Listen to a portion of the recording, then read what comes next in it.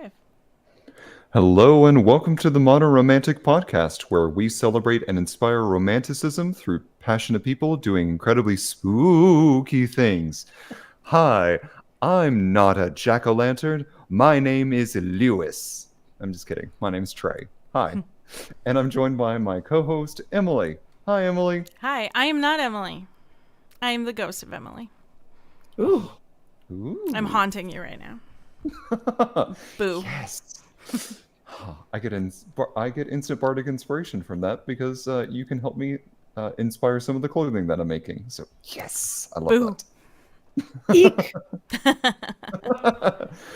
Emily, would you introduce our fantastic guest for the evening? Yes, I would love to. Tonight we have back to the podcast Laura Packer. She is a world-renowned, celebrated, and beloved storyteller in America, and we're so thrilled to have you here. Welcome to the show, Laura.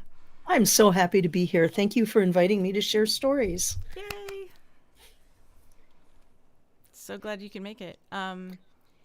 We are looking forward to the spooky stories, Mm-hmm. and I think it's a good idea not to scare Trey too much right off the bat. Okay. Look, So I can only clean up so many messes. I'm sorry. fair enough. Fair enough. Yeah. I don't know that I needed to know that though, but Sorry. so I have several stories for you tonight, and they go from less spooky to more spooky to pretty scary. So if you are easily frightened, this one's fine. The others, well, I think you should stay anyway and see what happens. This first story is from England. It's a very old story, and it's one of the first scary stories, not the first, one of the first scary stories that I learned how to tell. It was cold and it was dark. The only light was the crack of lightning above, and the rain pelted down upon the vicar as there in the churchyard he dug yet another grave. The plague had swept through the village, and there was death after death after death, and his back hurt from all of the digging, and his heart hurt from all of the loss. And at that very moment, he was thinking of neither, because the rain had sent a trickle of cold water running down the back of his neck, and he turned and twisted to try and make it go away, and then stood up to stretch his back, just as there was a crack of lightning. And in that moment, in that bright flash of light, he saw the most curious thing. Well, he finished his work. He couldn't help thinking about what he had seen, and the whole way home he thought about how he would tell his wife about this strange visitation. He ran home through the rain as quickly as he could, his collar pulled high and his hat pulled low. He opened up the door to his warm little home, and there he saw his wife, sitting in front of the fire, hissing and popping, and their cat, old Tom, was sitting right next to her. As the door banged open, Tom looked and saw it was him, and then blinked his big green eyes. And the vicar's wife said, "Oh, darling, welcome home." Well, he hung up his coat and his hat and closed the door and made his way to his chair by the fire, where he said to his wife, "Tonight, while I was digging, I saw the most curious thing." "What was it, dear?" said his wife. And old Tom began to lick his hand, his paw, and groom himself. And the vicar said, "Well, I was digging another grave from this cursed plague, and I stood up to stretch my back, and as I did, there was a crack of lightning, and in that bright light, I saw walking by me 7 cats." "7 cats?" said his wife, and Tom turned his head as if he were listening to the vicar. "Yes, 7 cats," he said. "They were all standing upright on 2 legs, walking just like men. And they were in 2 rows of 3, and between them they carried a tiny little coffin. And as they walked, the 6 cats went meow, with each step they took. "How odd," said the vicar's wife, and Tom, the cat, said, "Meow."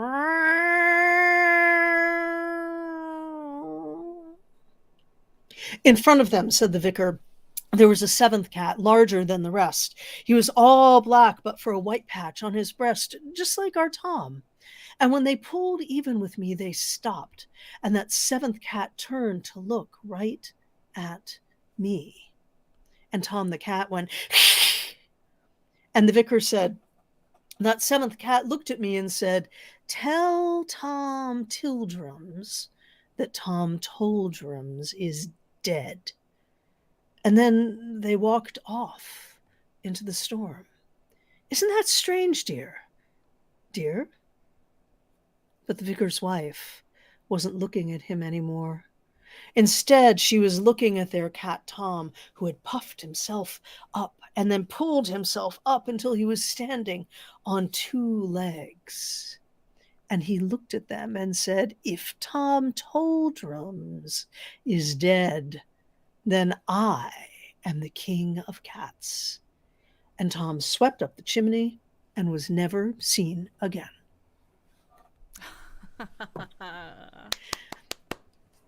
Isn't that a fun one? I like that. I like that ending a lot. Yeah. Yeah, I like this story because I love the imagery of the cats, and so many people love cats. It's fun to have a little spooky story for them. And it has a happy ending, like even if he went away, he's the king of cats. And what a He is great the king of life. cats. Yep, that's right. Shall I go on? Please. Yes, yes, Okay. yes. So, earlier this week, I was in Rhode Island for some work, and I used to live on the East Coast. And with my friends, when I lived there, we would go for these long, rambling road trips over Connecticut and Rhode Island and Massachusetts and New Hampshire. And as we drove, we would try and go to these obscure little villages that still dot the New England states. And when we would go to these obscure villages, we would do two things. If they had a diner, we would stop for a slice of pie. And if they had a cemetery, we would stop to explore. We were in distant Rhode Island. Now, Rhode Island isn't a large state, but it has a lot of these tiny little villages. And we stopped there, and there was no pie to be had, but we found a graveyard. Excuse me for a moment. Mm-hmm. I'm so sorry. I'm having terrible allergies. We found a graveyard. We parked the car, and I remember sitting in the car and listening to the engine go tick, tick, tick, tick, tick, tick, tick, as it cooled down. And when we opened the door, a great gust of cold wind came into the car. It was around this time of year when the days were sometimes very chill. A flurry of leaves came into the car too, red and orange and yellow, swirling around and then swept away by the wind again, as if a great hand had reached over to pull them out. And then we thumped the door shut and walked through the graveyard. It was an old cemetery. There were stones there from the 1600s, so worn that the names of the people upon whose bones we trod, well, they were long worn away.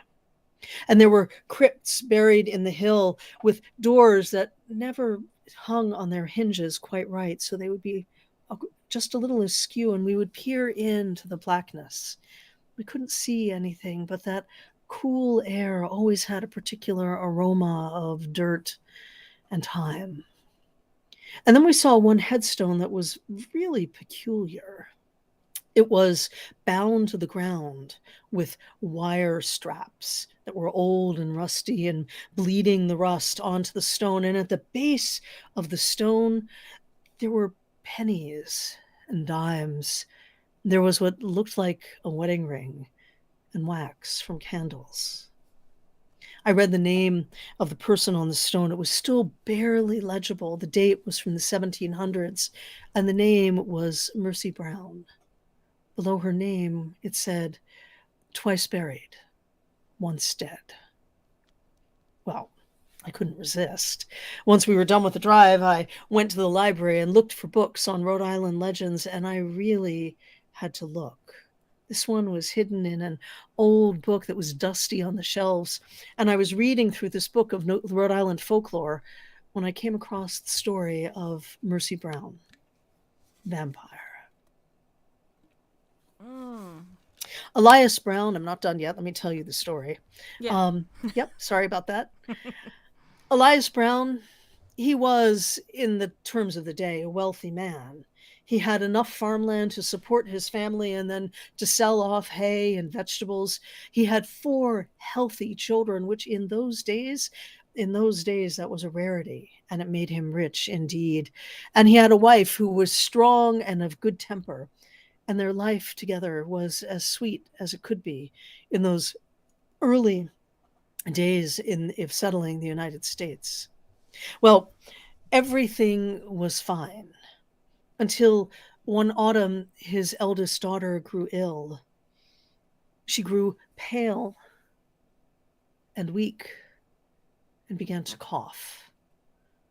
She took to her bed, and before they could call the preacher to say a blessing over her, she was gone. The family was heartbroken. They buried her in the cemetery, but work needs doing. And so the work was done. And all was well for a week, maybe, when his youngest daughter, the next youngest child, Mercy Brown, began to grow pale. She began to cough, and when she coughed hard enough, a bit of scarlet would color her lips. And soon she took to her bed, and coughing and wheezing, the preacher came and said the blessing over her just before she died. And the family buried her next to her sister. And all was as well as it could be, though grief is a vicious beast. Elias Brown sent his next eldest son away, the one in between Mercy and the oldest daughter. He was sent to live with family, but he could not bear to send his youngest boy. James was the apple of his eye. He loved James with all his heart, and the thought of sending that boy away made his heart clench in his breast. And so he decided to keep the boy with him and do his best to keep him well, to keep him healthy and whole. A lot of fresh air will do him good, they thought. And so through their grief, they worked. And then James took ill, just like his sisters. He grew pale. There were burning spots of red in his cheeks. He began to cough, and he took to his bed. And one morning when he was not awake, but nor was he asleep, he cried out to his father, clutching his hand, "Father, Father, keep Mercy away from me," he said. And then with a great breath and a long rattling exhale, he was gone. There comes a point when you break. And I think that had I lost 3 of my children in short order, I would have broken long before Elias Brown did. But he called the preacher, and the body was blessed and buried under that cold, hard ground. The leaves skittered across the grave, sounding for all the world like they were creatures running on little fingertips.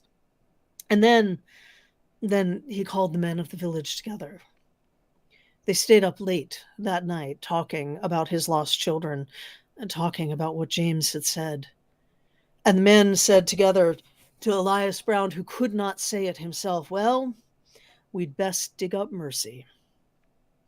Elias shook his head in disgust and horror. He didn't want to see the corpse of his daughter. He didn't want to see any of his children dead. How could they do that? But then his oldest friend put his hand on his shoulder and said, "Elias, you know what must be done." And so that night, with torches burning bright and shovels in their hands, they went to the graveyard. It wasn't hard to dig up Mercy. The soil from her burial had barely had time to settle, and with each crunch of the dirt into the earth, Elias Brown felt his heart growing a little bit harder. If his daughter was what they feared, a revenant, he couldn't even bring himself to say the word, then he would do what must be done. Shovel after shovel of dirt was pulled from her grave, and soon the pile of dirt beside her grave was as deep as the grave itself, and there was her coffin. With grunts, they managed to pull it up and set it upon the flat earth on the other side of the grave, and then they creaked the door of that coffin open. The lid fell open with a thunk, and there was Mercy. Now, she had been dead almost a month. She should have been nothing more than a rotting corpse, with fluids filling the coffin and bone beginning to show, but no. Her cheeks were soft and round. There was a hint of pink in each of them.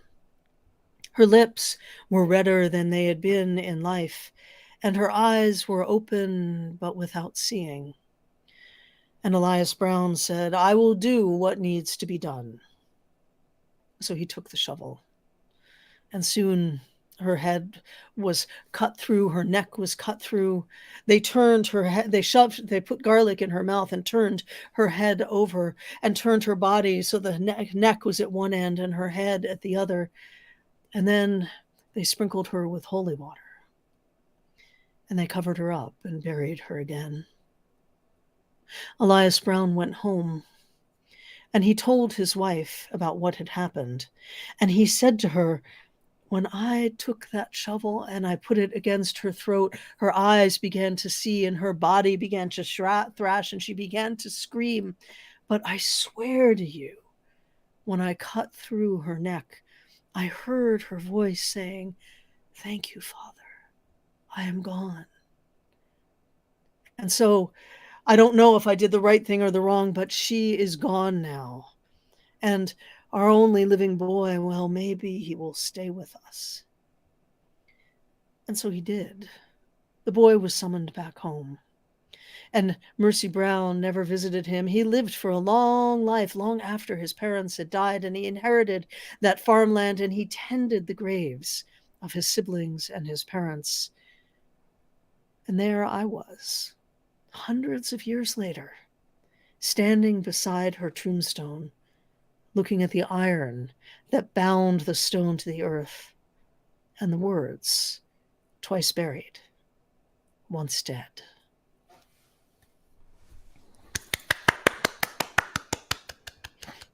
Thank you. Well done. Thank you. Did you get a shiver? Yeah, for Good. sure. Excellent. Excellent. So just so you know, that story is pretty much true. I was at that place. I saw those things. And Mercy Brown is the Rhode Island vampire.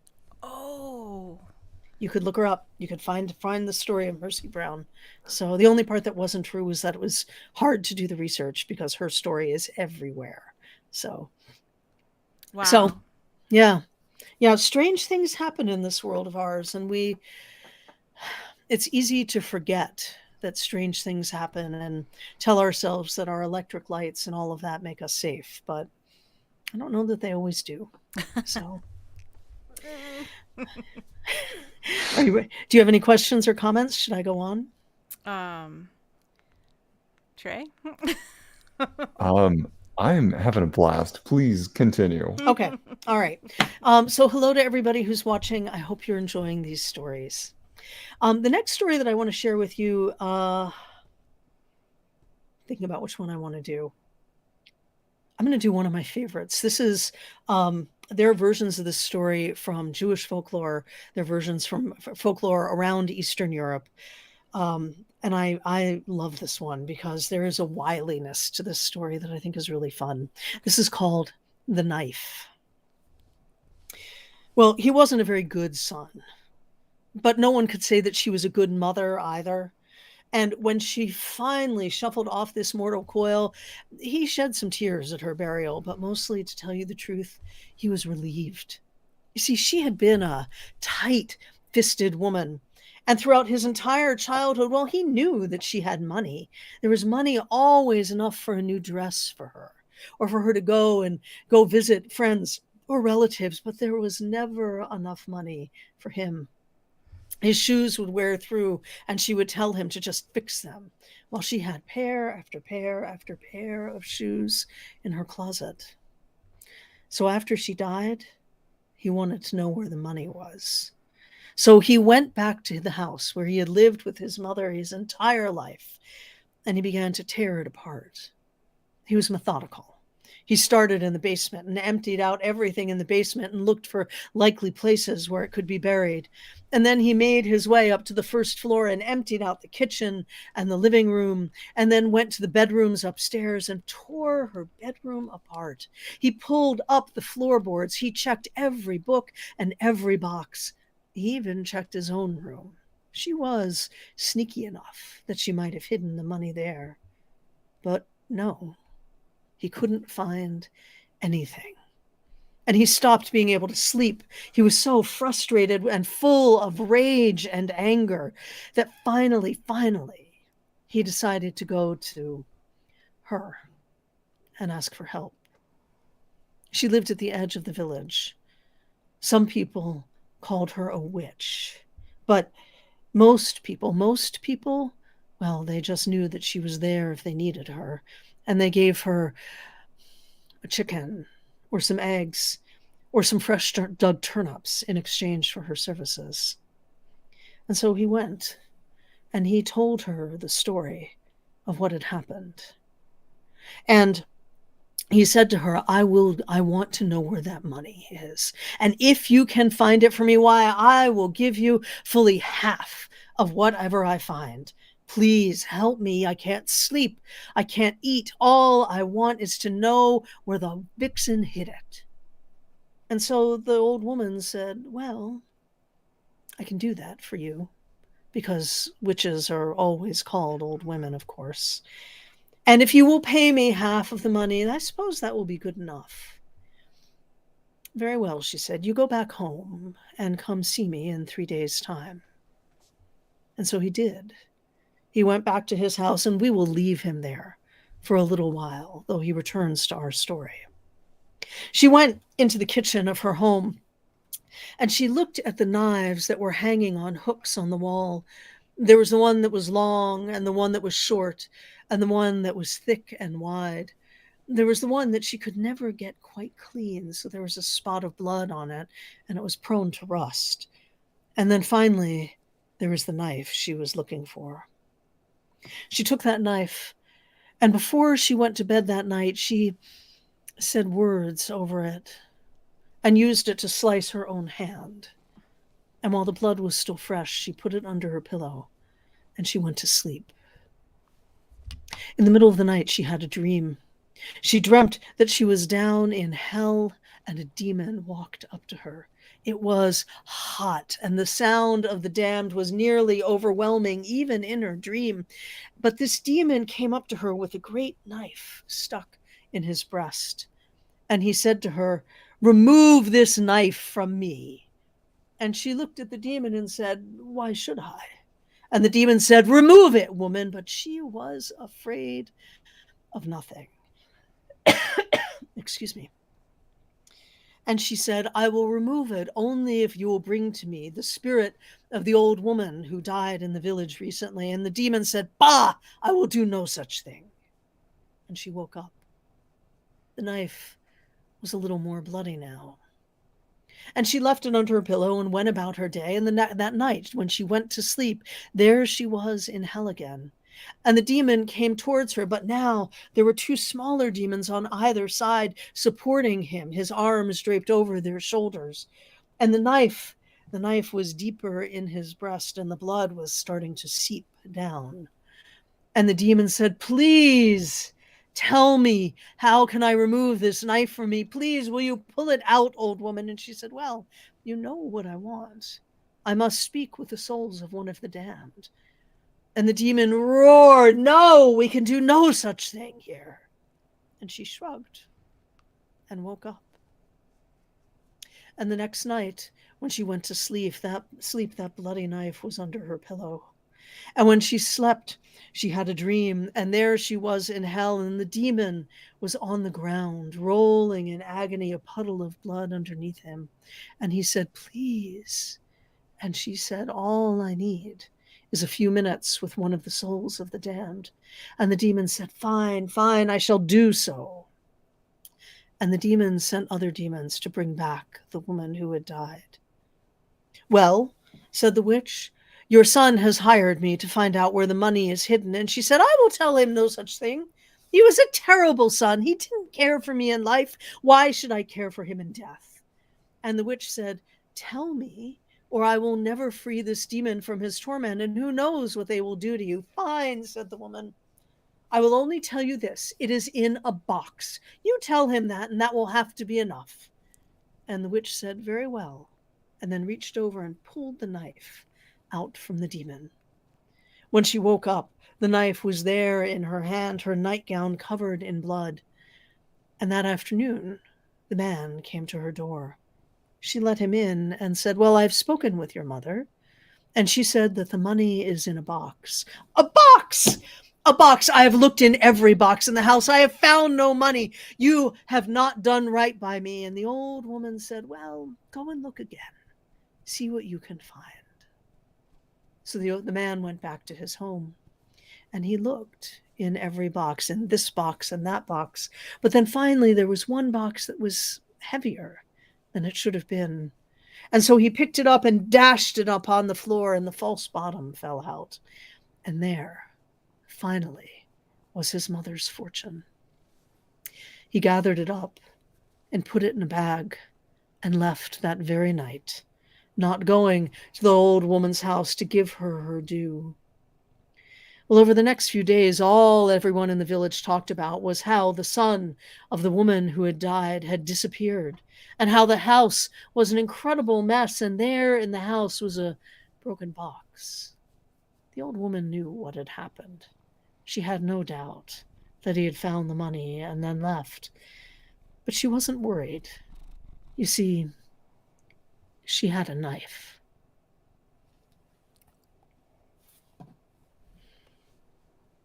So, I like that one a lot. That's a fun one to tell. That was great. Yeah, I like that one. That story and none of the others that I'm going to tell tonight, but other really good stories can be found in collections called More Bones, and there's another one in that series that I can't remember right now. But they're great collections, and they're also collections by Howard Schwartz that are full of fabulous scary stories. That's awesome. Okay. To make sure that our listening audience can continue to hear your incredible stories, I understand that you've recently set up a place where patrons can provide to you and continue to hear more incredible things and maybe get some behind the scenes content. Might be a place called Patreon. Can you tell us a Indeed. little bit? Can you tell Yes. us a little bit more about that? Thank you for asking. So, for those of you who don't know, Patreon is a website where artists can set up pages, and people who like their work can support them with a little bit of money each month, or a lot of money each month, and they get good stuff in exchange. So I have a Patreon, and it goes from $3 a month all the way up to $100 a month. So if you're feeling flush and want to share, I would not complain. But for anyone who supports me at any level, you get regular essays and little videos about storytelling. And once a month, you'll get something called a story seed, which is a story prompt, a little playful prompt. And at $5 a month and more, which really isn't much more, you get stories and all kinds of stuff. I do meetups with my patrons. You get books at certain levels, and you actually get time with me at certain levels of support as well. I have to tell you, Patreon is my only consistent income. So it makes a really big difference in my life if people choose to support me on Patreon. And we have a lot of fun there. I share a lot of good stuff, and I hope you can join me. I'd be delighted.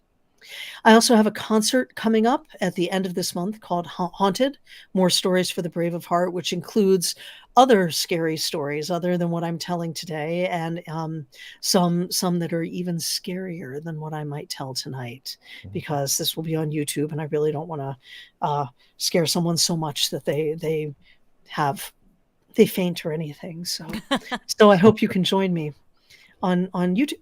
Oh, excuse me. And for all of this, you can find me at laurapacker.com, which has information about me and upcoming events and all kinds of other stuff. Excellent. And you can follow Laura's social media That's available. All the links are at laurapacker.com. But your story, Laura, on Instagram. My story on Instagram. No, you are Story Laura Oh, on yes, yes, yes, Instagram. I am. Sorry. Sorry. I'm Story Laura on Instagram, yes. Yeah. Or Laura Packer Storyteller. Either one works. Okay. And I just actually started on Blue Sky. So if anyone's there, look me up. It's a new social network that is kind of an alternative to Twitter. Okay. X, I'm sorry. Look me up, and I'd be happy to connect with you there, though I'm not posting too much yet. I'm just watching. Gotcha. So, Okay. yeah. Awesome. Thank you.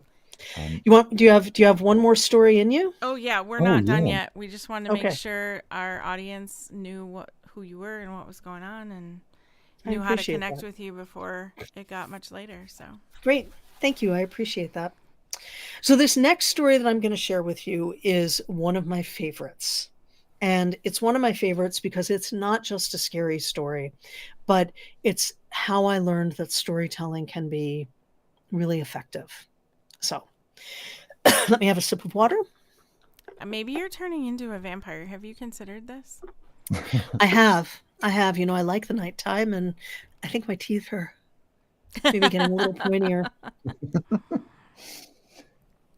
All right. Okay, we'll just watch you closely then. That's right. You should.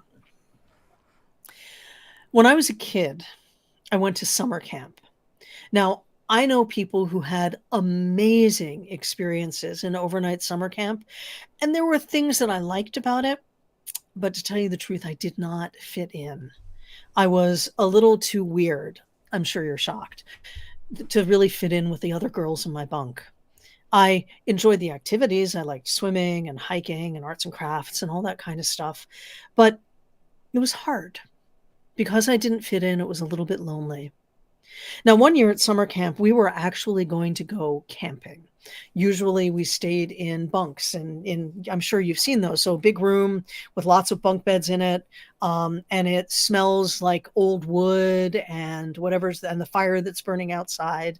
And the counselors stayed in another room in that same building, but we were actually going camping. We were going to camp in tents.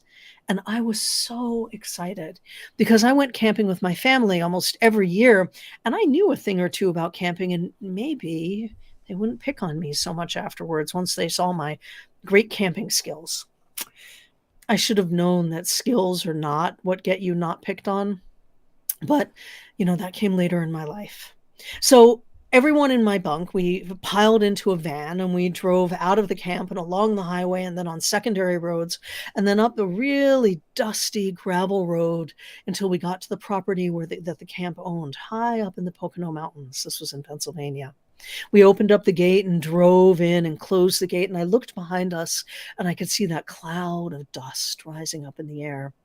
And when we finally got to the camping area, we all piled out of the van, and the camping director, the fellow who lived there through all summer, said to us, "All right, kids, there are 3 rules while you're here camping.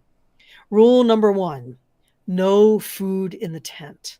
Because if you have food in the tent, the bears will smell it and they can come and get that food, and you really don't want a bear in your tent.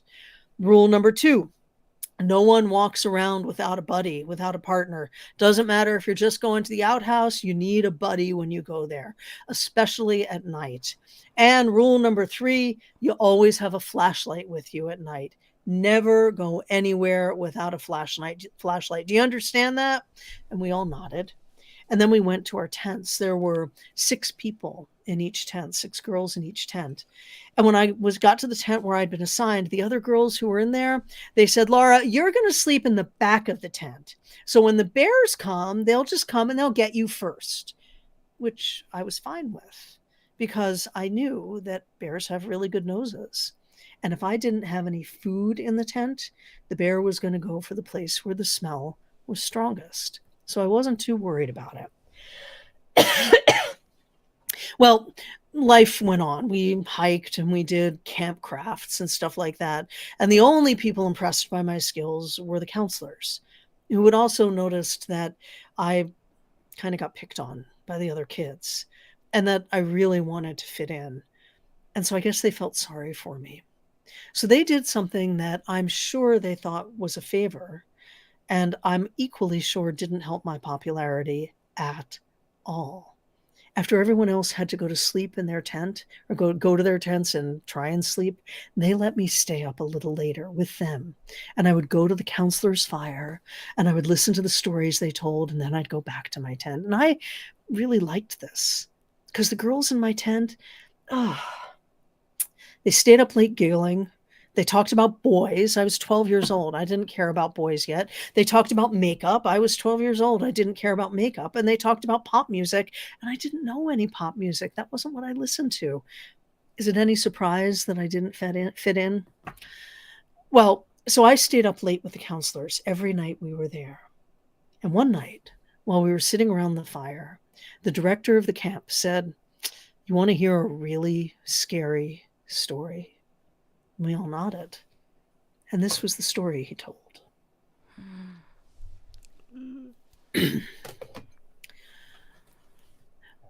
There is, in Japan, a great mountain that reaches up towards the sky, and the peak is so sharp that it seems to scrape at the stars. The cliff of that mountain plunges down into a deep, dark valley. It never gets any sun. The mountain is called the Mountain of the Lily, and the valley is the Valley of the Flower. They say that there are things that live there, but this is just a story. Those stories hold truth in them. Once there was a young man who lived in a village on one side of the Mountain of the Flower. Every year he would walk all the way around the mountain to go visit with his family, and every year it took him days to finish the walk. But this year he thought to himself, "Why take days to walk around the mountain? I will go through the Valley of the Lily, and at most it will take me a day and a night of walking. Yes, I've heard the stories, but they are just stories." And so on the day he was to leave, he put on his pack. The sun was high in the sky, and he began to walk. At first, it was little different from the path he usually walked, except it went down into the valley, and as he went down deeper, deeper, the valley grew dark. He could see the path in front of him, but when he looked up, he could see blue sky between the leaves of the trees, and the light barely filtered its way down. Around him, he heard far less than he would have expected. He thought to hear birds and little creatures running in the undergrowth, but the only sound was the sound of his own breath and his footsteps. And he shrugged it off, telling himself that it was a dark place. Perhaps that was why no creatures lived there, and kept walking. As he walked, he kept his eyes on the path and thought his own thoughts. And he was so deep in concentration that he only noticed that the world around him had grown very dark when he almost lost the trail. So he slowed down and kept his eye on the path and wondered about the sounds he heard around him now, the scuttling sounds, the scratching, the snaps of branches as if something heavy stepped upon them. But still he walked as quickly as he could. When he stopped to stretch his back and look up, he saw there far in the distance a little flickering light. So he walked towards that light, following the path as best as he could, and the light grew larger until he realized it was a fire, a campfire. And then he stepped off the path into an opening, a glade. Above, he could see the stars. And in the middle of the opening, in the middle of the glade, there was a fire. And on top of that fire, a metal grill, and on that grill, a can, and stirring that can with a clunk-clunk sound was an old man. The old man looked up, startled. "Oh, I never see anyone in these woods, especially not at night. Come, sit by the fire with me." And so the young man sat down. He told the old man that he was going to see his family, and that going through the valley would be so much faster, and stories are just stories.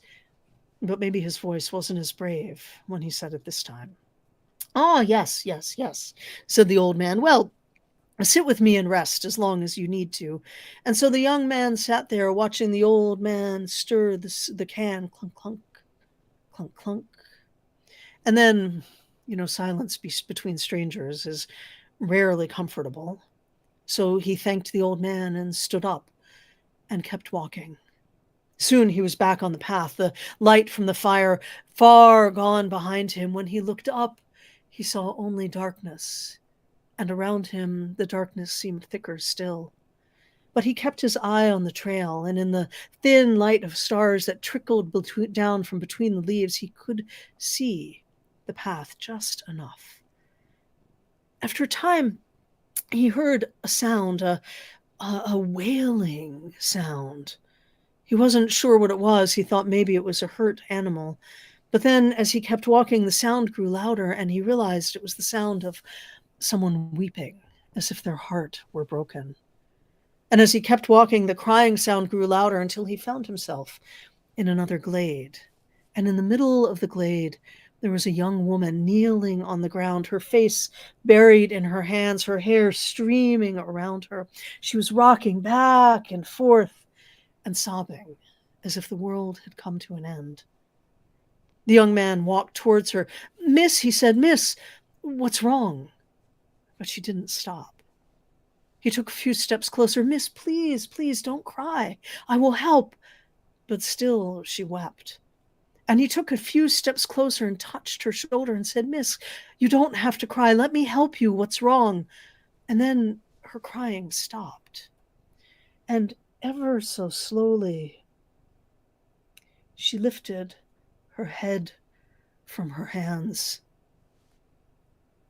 and she had no face, no eyes, no nose, no mouth, nothing.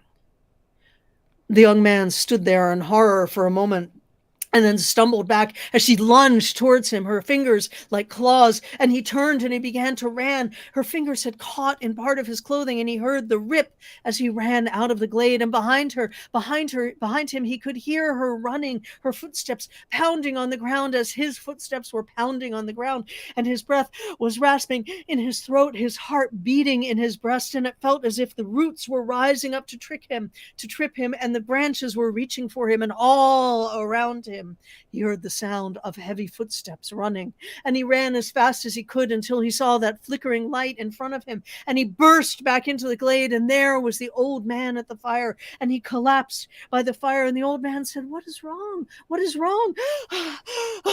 I saw the most terrible thing. I can't even tell you." And the old man said, "Sit, catch your breath. There is nothing following you." "But I wonder," said the old man, "was it something like this?" And he passed his hand in front of his face. And when he did, his face disappeared. No eyes, no nose, no mouth, nothing. The young man never arrived at his relative's house, nor did he ever return back home. Now, this is just a story. But in Japan, there is a mountain that reaches up towards the sky and is so sharp it seems to scrape at the clouds, and one side plunges down into a cliff that leads to a valley that never sees any light. And then the camp director leaned back, and he said, "Well, Laura, it's time for you to go back to your tent." And so I walked back through the woods, having forgotten my flashlight, all by myself. And when I made it back to my tent, I crawled over the giggling girls to my bear bait position in the back. And they said to me, "What were you doing? You were out so late." And I said, "Oh, I just heard the scariest story. Do you want to hear it?" And they said, "Yes." And so I told them the story I just told you. And then I rolled over and went to sleep. And in the morning when I woke up, I saw the girls in my tent had these dark shadows under their eyes. "Oh," they said, "Laura, that story was so scary. We couldn't sleep all night long." And I just kind of shrugged. But they didn't pick on me so much anymore after that. And that, my friends, is how I learned about the power of a well told tale. Yay! I love this. That was so great. And it's true. It's all true. Okay. Do you want one Yikes. more? Yes. Yes. But I do have a question. Yes. Before we get to the story, you said that you learned the impact of a good story. So, speaking of like spooky stories in general, what do you think are the three most important things to make sure that you include in a good spooky story? Your timing needs to be good. You need to not rush through it. You need to go slowly enough that when the scary thing happens, it'll really scare people. Um, you need to modulate your voice and your volume because the changes in volume from fairly quiet to loud can scare people. It can make them jump, like that. Um, Effective. yep. Um, I'm actually going to give you four things. It Okay. helps if you think the story is a little bit creepy. I don't tell any scary stories that I don't think have creepy elements to them. I'm going to give you five. You need to have sensory detail in it so that people can smell the soil and hear the footsteps. So it should be fairly vivid. And finally, you need to tell the stories that are going to work for your audience, which is what you need to do whenever you are telling stories. So if I were telling to little kids, really little kids, I wouldn't be telling any of these stories. I would tell little kids scary stories. If I were telling to a group of college students, I would tell the scariest stories I could come up with and knew, and I would make them extra gruesome. So, know your audience and tell stories for your audience. It's a lot of answers, Good but advice, though. No, that Yeah. yeah, is excellent advice. yeah, thank you. And that those really apply to any kind of stories, but pacing and volume are especially important in scary stories because when you have a relatively low volume and your pacing isn't that fast, you can get people to relax. So when you get to the scary parts, even without yelling, they will be more inclined to be more scared. Yeah. And you're so good at it. Thank you. Yes. Yeah. Any other questions? Um, no, but Josh in the chat said Baba Yaga with a question mark. So I don't know how that's a question, but it is one. And so. So, for those who don't know, Baba Yaga is a character out of Russian and Eastern European folktale. She is a witch and unabashedly a witch. She lives in a house that's on chicken legs, so the house wanders around. She eats people who annoy her, and not subtly, like will rip off a limb and happily munch down. She can be very helpful if you manage to get on her good side. She's undoubtedly uh, a folkloric version of a forest goddess or a death goddess from old times. And I love Baba Yaga stories. However, Baba Yaga stories aren't scary in the way that we think of scary stories. Terrible things can happen in them, or very difficult things, like in Vasilisa the Beautiful, which is a story that I've built a whole show around, an hour-long show. At one point, there are characters who dissolve into into flames and then into dust, and they were alive a moment before, which is a pretty horrible thing. Yeah. And there are lots of bloody bones and disembodied body parts, but it's not scary in the way we think of Halloween stories, Spooky. scary stories, Right. spooky stories. Yeah. Though they're not without their chills. But I love Baba Yaga stories. Maybe another time we can talk about them and share some of them. Okay. Yeah. Yeah, That's good to absolutely. know. Yeah. Yeah. Yeah. I have a show called Becoming Baba Yaga that weaves together Vasilisa the Beautiful and some events out of my own life. And it's about becoming older and maybe becoming wiser and the terrors that we encounter in the course of growing up. So, Nice. yeah, thank you. Yeah. So I have one more story that I would like to share with you tonight. Is it okay if there's only one Excellent. more? Yeah, of All right. course. Please go for it. This is hands down one of my scariest stories. It's not necessarily the scariest because different things scare different people. Sure. But I knowing knowing the two of you and the few other people who will watch this, I thought it would be a good one. All right, I'm going to go grab my blanket. I'll be right back. Okay. Oh, yay! He really is. Yeah. Yep.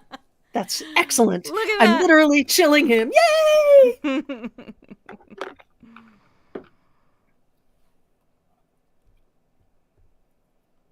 And then after your story, we have some kind of announcement to make too. Ooh, excellent. Announcements are good. So stick around to hear the announcement. The announcement. All right. When I was a kid, as I mentioned way back earlier, my family used to go camping a lot, and I loved our camping trips. We had an old VW van, and we traveled all over the United States. So by the time I was 10 years old, I had been in most of the 48 contiguous states. And every so often, my parents would say that I could take a friend camping with me. So I ended up taking, oh, I've lost her name. Oh, that's terrible. Annie camping with me. We called her Annie when she got older. She went by Anne. And we would take her camping, and the camping was great. You know, we did all the usual camping stuff, marshmallows on sticks and everything like that. And she loved it. She loved it so much that she kept camping even after my family stopped going on these trips. And she joined the Girl Scouts and went camping. And then after we all graduated from high school, she joined the Army. And I lost track of her. Eventually, we became friends on Facebook. And finally, after a lot of stalking each other on Facebook, we decided to have a conversation. And so we got together on a Zoom call and started talking about our lives. And our conversation turned to camping. And I said, well, do you still camp? And she said, no, I don't camp anymore.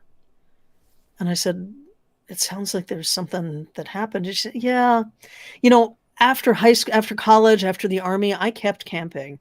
I kept going. I had this dream of camping in all the national parks and then all the state parks. So I kept camping, and I went to some amazing places, and I got into some pretty hardcore stuff. I was one of those people who would hike and camp and hike and camp and go far off the beaten path. And I got to tell you, I loved it, she said. And her face had this softness about it as she said that. But then she closed up again and paused.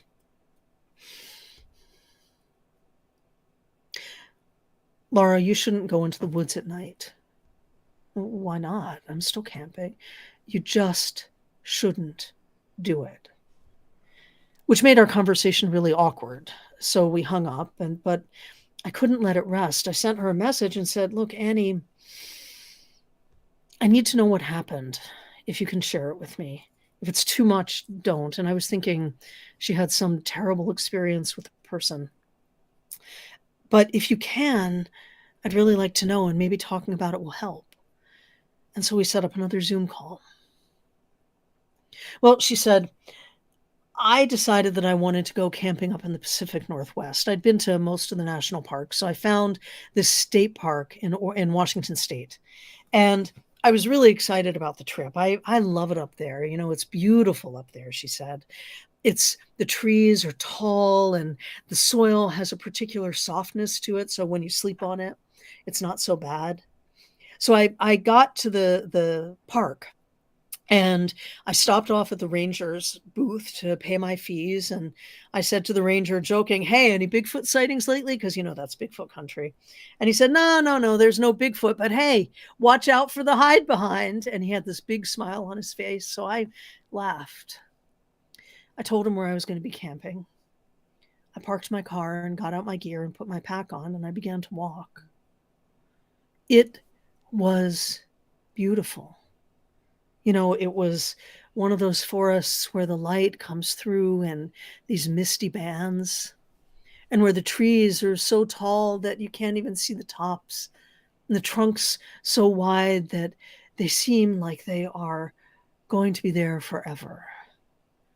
The path itself was an easy path and well tended, so I could look around while I walked. I wasn't worried about falling. And I walked for most of the day and then found my site. I set up my tent and got a little fire going and got my dinner cooking.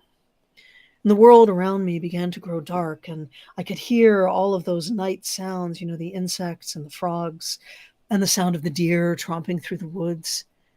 I was relaxed and happy. It wasn't quite dark when I got up to go to my latrine.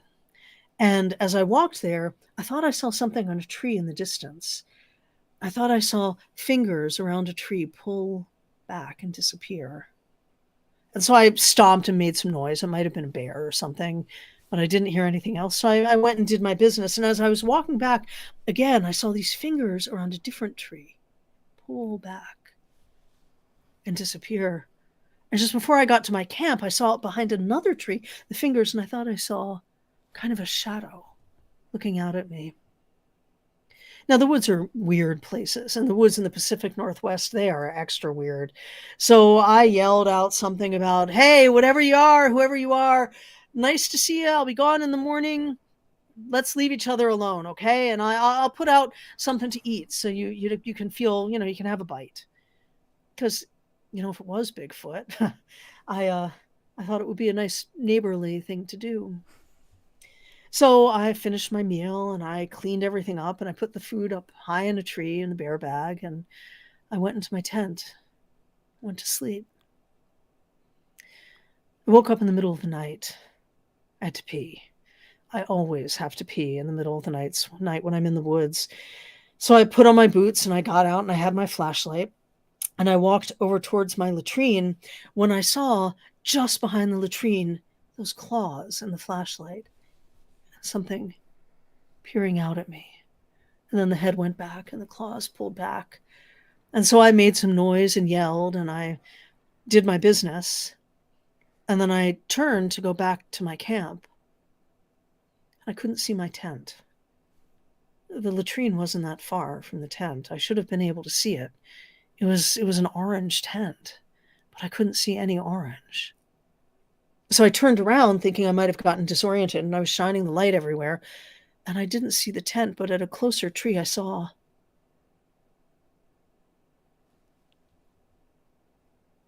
And I took a few steps back. I saw things in the army. And I camped for years after you took me on those trips. And I've been scared in the woods before. Not like this. I felt like I was a prey animal. And that thing was hunting me. So I took a few steps back and then I turned and started walking. And I looked behind me and I didn't see it. And when I turned back, there it was around a tree. And I went backwards and turned and started to run. And my flashlight was bouncing all over the place. And I kept seeing it. And I could feel my heart begin to pound. And so I was running as fast as I could. And, I dropped my flashlight. But I didn't want to stop to get it because that thing who knew where it was. So I just started running as fast as I could.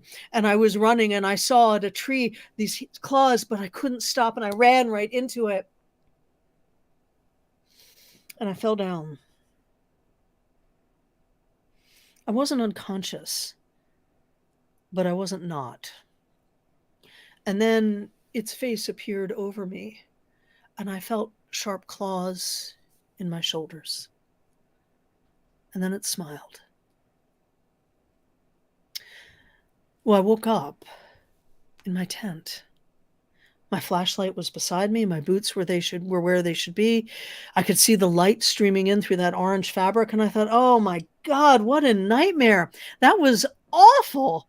And I started to pull myself out of my tent, but something felt wrong. So I pulled my shirt aside. The claw marks were deep and raw and still seeping. Well, I packed up everything. I shook out all my food for whatever might be there. and I hiked out of the woods. And when I started pulling my car out, the ranger came up to me with a smile and said, "Hey, you see Bigfoot?" And I just said, "No, no, I didn't see Bigfoot." And I drove away. I haven't been in the woods since. Her face was so still. And then she broke the Zoom connection. I see her on Facebook sometimes. She posts a lot of pictures of cities and of nightclubs, and never posts a picture of the forest.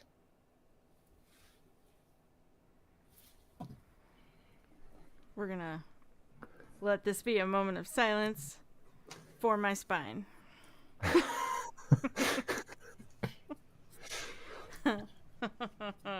Nothing can hurt me underneath this blanket. That's right. Nope. Yeah, nope.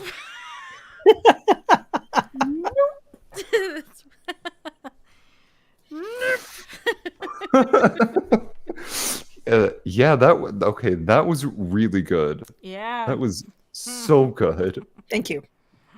That one is mine. Good job. Excellent. Yeah, I worry Yes. about my imagination sometimes, but yeah, that one's mine. Oh, fabulous. Oh, That was fabulous. Thank you. It's Now, hard. if any of you come to the haunted concert, I will probably tell that one, but the others should yeah. be different. Yeah. Yeah, you like have to recover from that. Also, I live near the woods, so we're gonna. Emily, it's not the claws at night. It's just me. I've secretly flown 1,600 miles. I'm just standing behind the tree. I swear, Trey, if you ever do that to me, I'll just,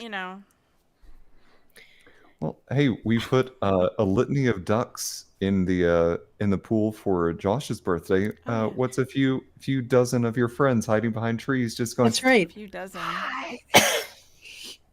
Just, oh yeah, yeah. So, is this the part where you tell us that story's true? That story is based on some true stuff. Do you want me to tell you any more than that? Sure. So the hide behind is actually can be found not under that name, but excuse me, I need a cough drop. But the thing that peeks around trees, it doesn't usually have the claws; those are mine. But something that peeks around trees and will chase you is part of forest lore in parts of the country. But the details are all mine. I like how you put it can be found. Like it can be found out there. You can find this creature thing out there in forest parts in your neighborhood. Just go for a walk in the woods tonight, Emily. You'll find it. Or it will find you. Seth. Ooh, I'm so glad that I don't sleep alone, especially tonight. You're right, Josh. It is fae folk of all kind. There are lots of scary stories about them, and they come in many different shapes and sizes. So, like, while we are recovering, what I'm interested in is from your perspective, like when you get done telling a spooky story, how do you recover from these stories? Good question. I do need to recover from them because, as I said, to tell them well, it helps if they scare you a little bit, or at least, give you chills.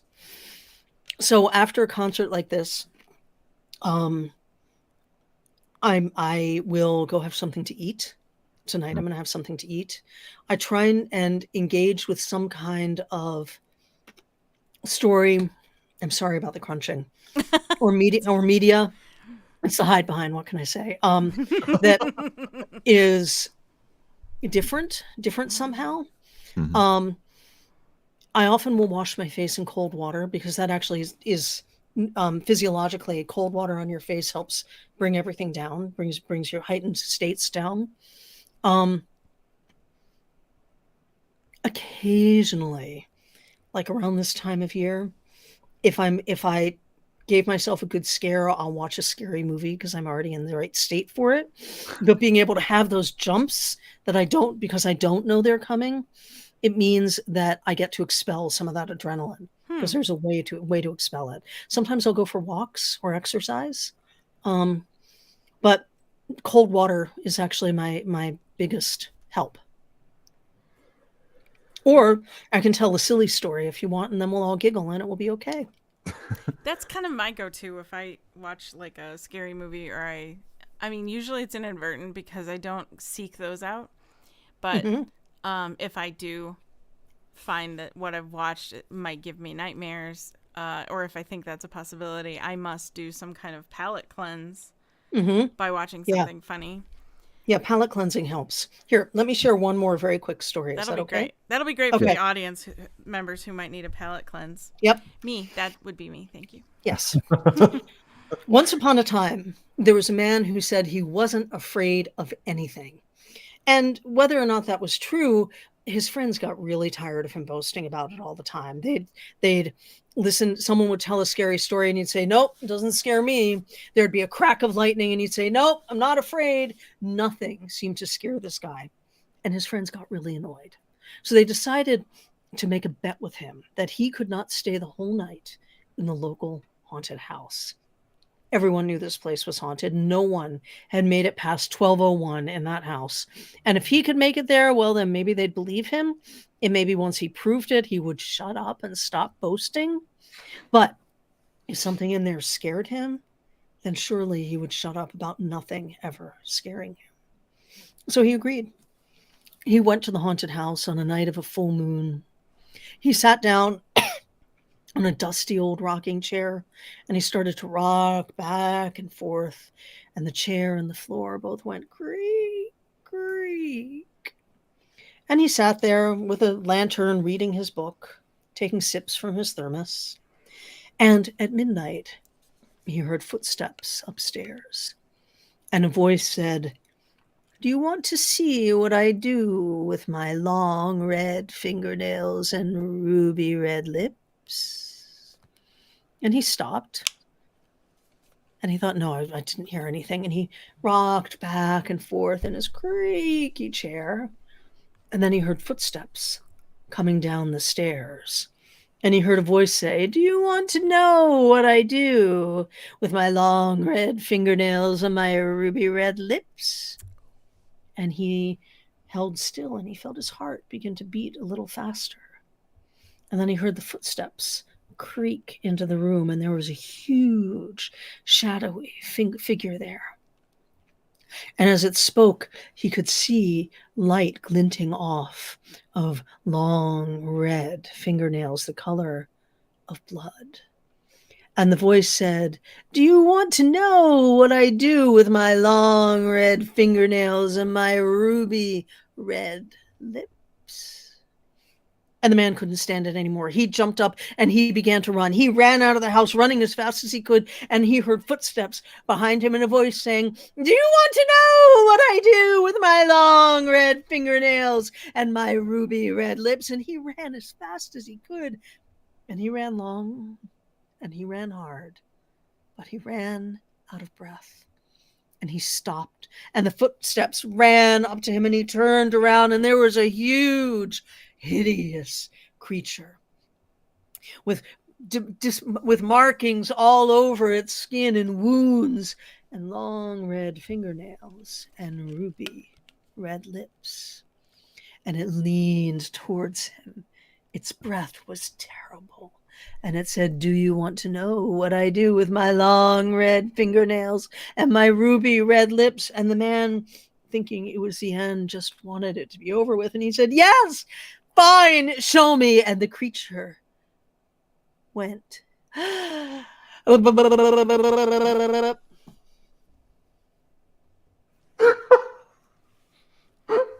Wow. Wow. Yep. That's brilliant. Yep. That's brilliant. Yep. If anybody from work is currently listening to this, please don't, please do not ruin this when I tell this during our next staff meeting. Oh, good. Oh, Excellent. good Excellent. idea. Yeah. Because we're all in the office for Halloween, and I think this would be a Ooh. perfect, perfect story. Yep. What a perfect Yeah, you totally twist. should do it. Mm-hmm. And the more, when you're in person, you can do this and wave your fingers at them. And so Oh, they're getting the full treatment. Oh, good. it's Excellent. I cannot that's wait to hear about this. oh my gosh. Laura, it never ceases to amaze me how incredible of a storyteller you are. Oh, thank you. Has anyone told you that you should do this for a living? A few people have mentioned it, yes, and about 30 years ago, I took their advice. Good. Yay! And here we are. Here we are. Well, ladies and gentlemen, you can interact with Laura on Instagram at StoryLaura. You can find out more about Laura at laurapacker.com. She has an incredible Patreon that you should go and support, patreon.com/Laura Packer. She offers different tiers that you can subscribe to Laura. And let me just say, one of the rewards this month is going to be a summary of how to tell a scary story on my Patreon. Oh, nice. So if you want to do this for yourself, there will be information going up probably next week about it. That's right. Yep. Be the star of the party. That's right.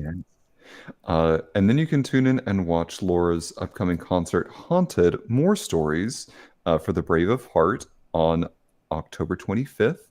You can get your tickets at Eventbrite and search for, again, it is Haunted, More Stories for the Brave of Heart. Search for that and get your tickets now.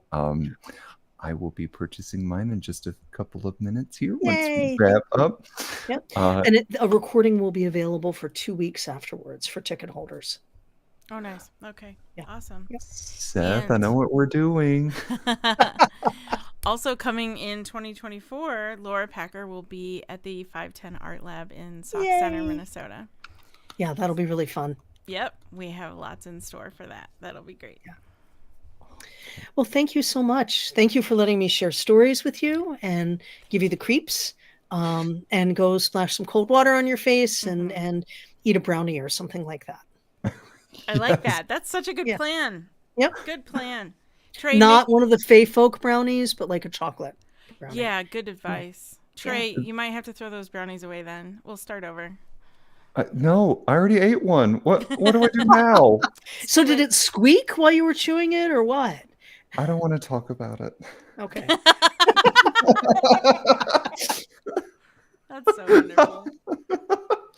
I don't remember my name. What else did I give up? Well, ladies and gentlemen, this episode, this episode, along with probably every episode moving forward, is in memory to Joe Capone, our moderator, fellow comedian, passionate encourager, and greatly missed friend. You can find us pretty much wherever you tune into podcasts. For updates, announcements, and more, please follow us on social media under Modern Romantic. Thank you, everybody. And remember, sleep with a knife under your pillow. Exactly. Have a spooky day.